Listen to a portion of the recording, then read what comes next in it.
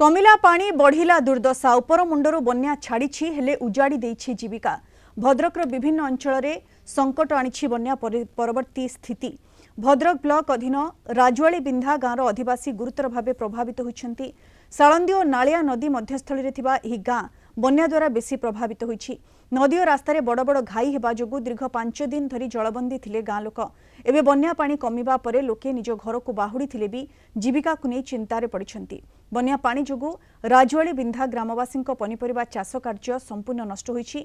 अपरपक्षे आउ केतेक ग्रामवासी घरर कांथ भुशुड़ी पड़िथिबारु सेमाने एबे भी बन्या आश्रयस्थल में आश्रय नेइछंती। ए अवसर में गाँवर विपन्न और क्षतिग्रस्त चाषी अधिक आलोचना करिछंती। आम भद्रक ब्यूरो हेड नरेंद्र कुमार सामल।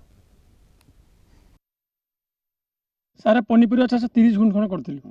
जन्नी भेंडी कलरा काकुड़ी सब सारा नष्ट हो जाइए। आम रोजगार करके पेट चलू पेट आम जीवन बचाऊ।